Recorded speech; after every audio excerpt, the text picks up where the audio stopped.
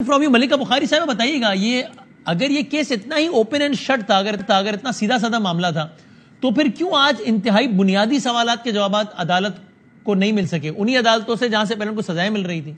جی دیکھیں، اتنا اس کا ایک سیاسی پس منظر بھی ہے اور اس کا ایک قانونی جو ہے اس کو آپ قانونی زاویے سے آف کورس دیکھیں، کیونکہ بہت ہی اہم قانونی کیس ہے۔ اس کا قانونی ایشو ہمارے سامنے یہ ہے کہ مریم نواز کے اوپر سنگین الزامات تھے۔ پاناما کیس 2016 میں منظر عام پر آیا۔ منظر عام پر کیسے آیا کہ اہم انکشافات ہوئے، ایک انویسٹیگیشن ایجنسی نے بتایا کہ ان کے والد اور ان کی جو پراپرٹیز ہیں وہ 1990 کی دہائی میں لنڈن میں یہ مقیم تھے اور وہاں پر یہ پراپرٹیز انہوں نے حاصل کی۔ آج تک پاکستان کی عوام کو یہ نہیں پتہ چل سکا کہ وہ پراپرٹیز کس کی ملکیت ہے۔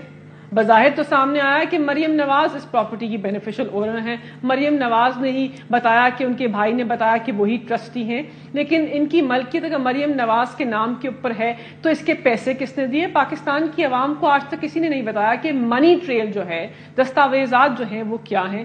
2016 پاکستان کی عوام کو نیب یہ ثابت کیوں نہیں کر سکی 2018 سے؟ ابھی تو چلیں ہم آپ شاید یہ کہہ دیں کہ جناب یہ نیب پہ اثر انداز ہو گئے۔ انٹرسٹنگلی جب سزا ہوئی تھی اس دن بھی نیب کے پروسیکیوٹر وہی مظفر عباسی صاحب تھے جو کہ آج تھے۔ جب بریت ہوئی ہے تو آج کو تو آپ کہہ دیں گے اثر انداز ہو گئے، اس زمانے جب سارا سسٹم ہی خلاف تھا تب نیب یہ کیوں ثابت نہیں کر سکا؟ آج عدالت نے کہا بھائی پہلے یہ تو ثابت کریں کہ یہ فلیٹس ہیں نواز شریف صاحب کے، کیونکہ نواز شریف صاحب تو کہہ رہے ہیں نا میرے نہیں ہیں، اور نیب اس سوال کا بھی تسلی بخش جواب کیوں نہیں دے سکا پاکستان کی عوام کو اور عدالت کو؟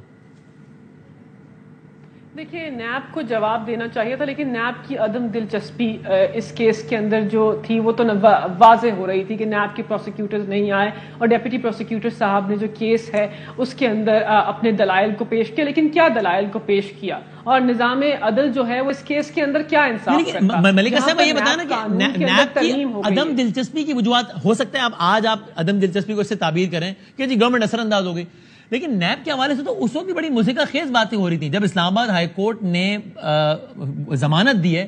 اس فیصلے میں لکھا ہے کہ بھئی کیس ہے، اور جب آپ کی حکومت تھی کہ بھئی کیس ہے ایسڈ مینز کا، اور ہم نیب سے پوچھ رہے ہیں کہ بھائی جان یہ ایسڈ کتنے کا ہے، جو ایسڈ بیونڈ مینز کا کیس ہے، تو نیب نے اس میں ہمیں جواب دیا اور ہم اس پہ حیران ہوئے۔ فیصلے میں لکھا ہے کہ سر یہ اس کی قیمت تو گوگل کر لیں۔ اس سے آپ کے سیاسی مخالفین یہ کہتے ہیں کہ اس سے بڑا ثبوت کیا ہوگا کہ کیس تگڑا تھا ہی نہیں، ورنہ تب تو سب لوگ ہمارے خلاف تھے، سارا سسٹم۔ دیکھیے بدامی صاحب، کیس تو بہت تگڑا تھا اور کیس تو بہت اہم تھا، اور قومی مجرم جو ہیں ان کی چوری سر عام پکڑی گئی تھی، لیکن کچھ تو وجوہات رہی ہوں گی کہ نیب نے اپنے جو دلائل ہیں اس کو کمزوری سے پیش کیا، لیکن اب جو رخ اس کے اندر آیا ہے وہ نیب ترامیم سے آیا ہے۔ یہ وہ NRO 2 ہے جس کی عمران خان بارہا بات کرتے تھے۔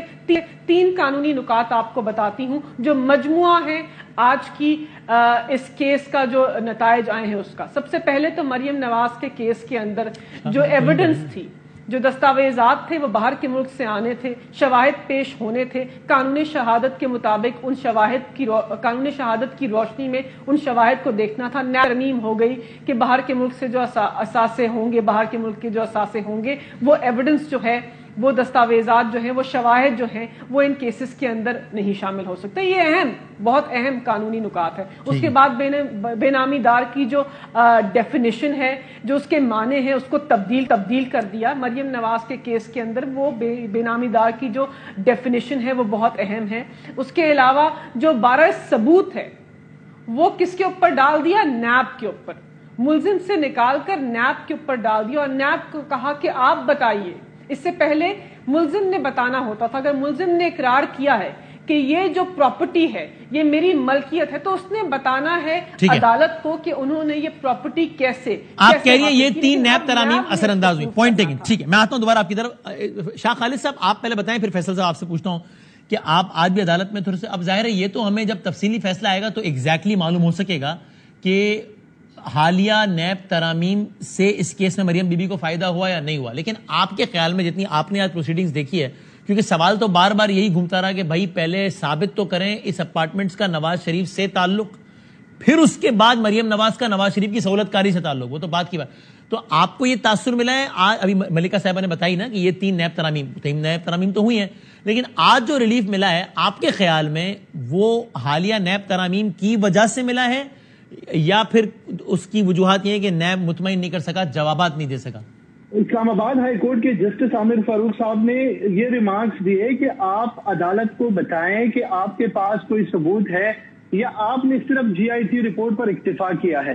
تو اصل میں نیب نے جی آئی ٹی رپورٹ پر اکتفا کیا ہے, نہ انہوں نے خود کوئی ایویڈنس لائے, نہ کسی کو شامل تفتیش کیا. عدالت نے تو یہ بھی کہا کہ اگر آپ کو ضرورت تھی تو آپ نواز شریف کو, مریم نواز کو اور ساتھ میں کیپٹن صفدر کو آپ شامل تفتیش کرتے. آپ نے کسی کو شامل تفتیش نہیں کیا, نہ آپ کے پاس کوئی جواب ہے. لیکن یہ جو نیب کی نئی ترمیم کی بات ہو رہی ہے, تو آج جسٹس عامر فاروق صاحب نے یہ بھی کہا تھا کہ ہم نئے قانون کے تحت ان کو ریلیف نہیں دے رہے, بلکہ ہم نے جو ان کی اپیل ہے تو ہم نے پرانے قانون کے مطابق ہم نے چلنا ہے, تبھی ان کو ریلیف ملا ہے. یہ کنڈی صاحب آپ بتائیے گا, یہ آج انصاف کا قتل ہوا یا حق کی فتح ہوئی ہے؟ بسم اللہ الرحمن الرحیم. وسیم بادامی صاحب, آپ نے سنا ملائکہ صاحبہ کو اور ہمارے لائرز بھی انہوں نے بات کی. دیکھیں, ہم تو پہلے دن سے کہہ رہے تھے کہ نیب جو ہے وہ اغوا برائے تاوان کا ادارہ ہے. نیب کو پولیٹیکل وکٹمائزیشن کے لیے استعمال کیا گیا ہے. ابھی آج جو جج صاحبان نے جب نیب سے پوچھا کیا 4 سال میں انہوں نے کیا ثابت کیا, 4 سال میں جو ہے انہوں نے کیا ثبوت پیش کیے. اگر ہم تو پہلے بھی کہتے تھے, جب یہ ماضی میں جب پی ٹی آئی کی حکومت تھی اور جب ان کے لیڈران صاحبان جو بھی جاتے تھے اور کہتے تھے کہ اگلے ہفتے فلاں گرفتار ہوگا, 10 دن بعد فلاں گرفتار ہوگا, اتنی سزا ہوگی, تو من وہ چیز ہوتی تھی. تو پولیٹیکل وکٹمائزیشن اس طرح ہو رہا. میں کبھی بھی کسی بھی ایسے اپنے پارٹی کے بھی فرد کو ڈیفینڈ نہیں کروں گا جس نے کوئی غلط کام کیا ہوگا. لیکن اس میں ایک معذرت, آپ نے کہا ہم تو پہلے دن سے یہ کہتے تھے. آپ پہلے دن سے نہیں کہتے تھے, پہلے دن سے تو آپ کہتے تھے کہ یہ بالکل ٹھیک ہو رہا ہے, نواز شریف کے ساتھ چور ہے, کرپٹ ہے, جے آئی ٹی نے ایکسپوز کیا. اس کے بعد کچھ حالات نے بدلاؤ لیا, پھر آپ نے یہ کہنا شروع کیا. پہلے دن سے نہیں کہہ رہے تھے. بھائی جان ذرا معصومان سا سوال میرا بھی سن لیں. میں نے نیب کے متعلق کہا, اور نیب کے متعلق ہم نے پہلے دن ہی کہا جب یہ لوگ جاتے تھے پولیٹیکل وکٹمائزیشن کرتے.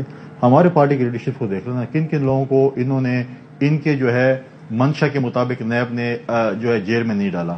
لیکن اس کے بعد کیا ثابت کیا؟ الزامات لگانا بہت آسان بات ہے کہ میں ابھی آپ کے خلاف ایک چارج شیٹ لگا دوں کہ آپ نے یہ چوری کی ہے, لیکن میں ثابت اگر نہیں کر سکوں کہ آپ نے چوری کی ہے. الزامات لگانا تو اگر میں لمبی charge sheet P T I کے لیڈروں کے خلاف بھی لگا سکتا ہوں, اور ہے بھی صحیح, سب کچھ ہے. لیکن پھر اگر میں کہوں کہ جی میں نے آج سب پی ٹی آئی والوں کو ہم اندر کر لیں کہ جی ہم پولیٹیکل وکٹمائزیشن کر رہے ہیں, اور پھر ان کو بولیں کہ آپ ثابت کریں کہ میں نے آپ کو اندر کر دیا ہے کہ آپ بے قصور ہیں, ایسی چیزیں نہیں ہوتی. ماضی دیکھیں انہوں نے جے آئی ٹی کی تحقیقات سے, فیصل صاحب کا کیا خیال ہے, جو جے آئی ٹی بنی تھی احتساب عدالت نے اس کی بنیاد پہ سارا کیا نا, تو جے آئی ٹی نے کیسا کام کیا تھا؟ جے آئی ٹی کی تحقیقات سے کیا ثابت ہوا کہ نواز شریف صاحب نے کچھ کیا ہے غلط, مریم بی نے کیا ہے غلط؟ تحقیقات سے جو کچھ بھی ثابت ہوا, آج ایک عدالت کا فیصلہ آیا ہے.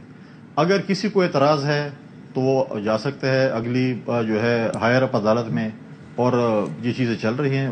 ڈیفینیٹلی پی ٹی آئی کو اس پہ اعتراض ہوگا, اس کے بعد بھی فورمز ہیں اس پہ وہ جا سکتے ہیں, دروازے کھلے ہیں, کسی نے روکا تو. لیکن سر فیصل صاحب آپ ایک لمحے کو سن لینا, اگر ابھی چلا سکتے ہیں تو سن لیں کہ خود جے آئی ٹی کی تحقیقات سے تو آپ لوگ بہت ہی مطمئن تھے, اور آپ کہتے ہیں بہترین ہو گیا ہے. تو اب وہ رائے ہے آپ کی, اب رائے مختلف ہے کیا ہے؟